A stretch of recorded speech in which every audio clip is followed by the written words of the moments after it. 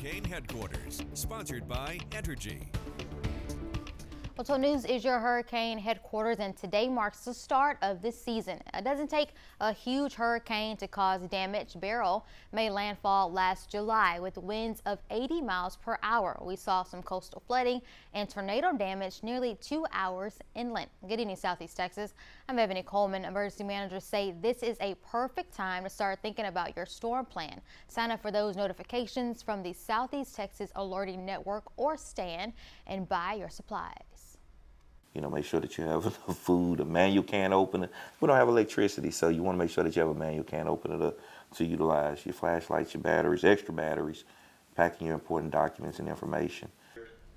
Jeremy Houston says the city of Port Arthur will be helping people without transportation get to the Bob Bauer Civic Center so they can be evacuated to shelters. He encourages folks who may need help to sign up with the State of Texas Emergency Assistant Registry for evacuation support. And when hurricanes hit, it's important to have a plan of action no matter what. Southeast Texas is home to some of the largest refineries in the country. Each facility has its own storm plan in place to protect people and equipment. That planning starts well before a storm enters the Gulf. But they will have temporary shutdowns, and that's just to protect the public and the folks that are working at the facilities.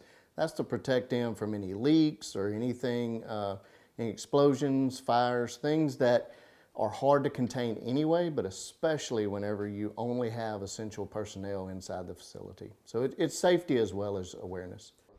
That's Elton Hollis, Vice President of RT Technical Solutions. He's spent his entire career working with Southeast Texas Industries. He says it's not uncommon for facilities to begin flaring like we saw at Motiva after Harvey. That's to stabilize those facilities.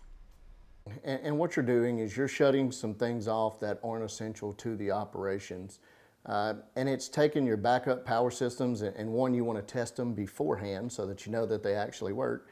But the other thing it does is you're taking and you're controlling that electricity flow and what you can power.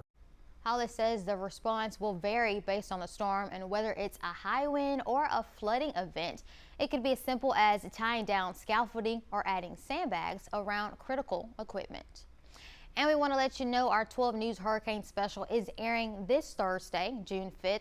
You can watch it at 6:30 p.m. on ABC 12, NBC 12, and 12 News Plus. We'll be breaking down everything that you need to know before any big storms hit our area.